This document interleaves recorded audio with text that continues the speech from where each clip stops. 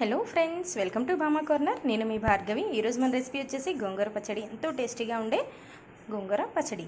So దీన్ని కానీ మనం అన్నంలో కలుపుకుంటే చాలా బాగుంటుందండి. వేడివేడి అన్నంలో గోంగూర పచ్చడి వేసుకొని దాని మీద కొద్దిగా ఆయిల్ వేసుకొని దాంతో మన ఆనియన్ నంచుకుంటూ తింటే చాలా బాగుంటుంది. మనకి స్వెక్క నుండి దిగి వచ్చినట్లు అనిపిస్తుంది.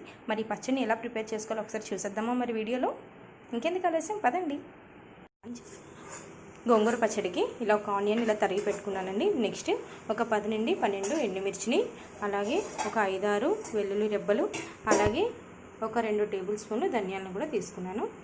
ఇవి వేపిన ధనియాలు తీసుకొని అందులో ఆయిల్ వేసుకొని వెల్లుల్లి, ధనియాలు, ఎండు పచ్చిమిర్చి, అలాగే ఒక స్పూన్ జీలకర్రని వేసుకొని ఈ విధంగా ఫ్రై చేసుకోవాలండి. 1 నిమిషం పాటు ఉన్న వాటిని ఇలా ఒక గిన్నెలోకి తీసి పెట్టుకుందాం. కడాయిలోని ఆయిల్ వేసుకొని అందులోని గోంగూరని ఫ్రై చేసుకుందాం. మొత్తం గోంగూరని కూడా ఈ విధంగా వేసుకుందాం కదండి. గోంగూరని ఈ విధంగా కింద మీద మనం కలుపుకుందాము. చూసారు కదా, ఇందాక నేను చాలా ఎక్కువే వేసాను. అదంతా కూడా ఇలా ఇంత దగ్గరికి అయిపోతుంది ఉడికిన తర్వాత. సో మొత్తం కూడా ఇదంతా ఆయిల్లోనే ఫ్రై చేస్తున్నామండి. ఈ విధంగా ఆకంతా కూడా ఈ పైన వచ్చింది చూసారా, ఆ బ్లాక్ కలర్ అయ్యే వరకు కూడా ఫ్రై చేసుకుందాం. కట్ చేసి పెట్టుకున్న ఆనియన్స్ కూడా ఇందులో వేసేసుకోవచ్చండి. ఇవి పచ్చిగా మనకి పచ్చడిలో తగిలితేనే చాలా బాగుంటుంది. సో పచ్చి ఆనియన్ వేసుకొని మనం గ్రైండ్ చేసుకుందాం. ఈ ఆకంతా కూడా చూసారు కదండి, దగ్గరికి ఆయిల్లోని మొత్తం కూడా ఇలా ఫ్రై అయిపోవాలి.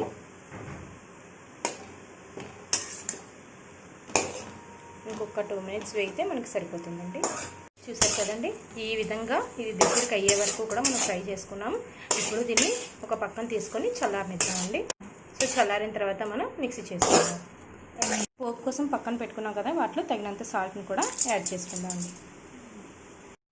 మనం పోపు కోసం రెడీ చేసుకున్నామని మిక్సీ జార్లో వేసుకొని ఇవి మిక్సీ చేసుకుందామండి. దీని తర్వాత చల్లారి పెట్టుకున్న గోంగూరను కూడా ఈ మిక్సీ జార్లో వేసుకొని గ్రైండ్ చేసుకొని పక్కన పెట్టుకుందాం. ఎంతో టేస్టీగా ఉండే గోంగూర పచ్చడి రెడీ అయిపోయిందండి. ఇది రైస్లోకి కొద్దిగా ఆయిల్ వేసుకొని అలాగే ఆనియన్ నంచుకుంటూ గోంగూర పచ్చడి కలుపుకొని తింటే చాలా బాగుంటుంది. సో నా వీడియో కనుక మీకు నచ్చినట్టయితే లైక్ చేయండి, షేర్ చేయండి, సబ్స్క్రైబ్ చేయండి. మీరు కూడా ట్రై చేసి మీకు ఎలా వచ్చిందో నాకు కమెంట్స్లో తప్పకుండా తెలియజేయండి. ధన్యవాదాలు. హరే కృష్ణ.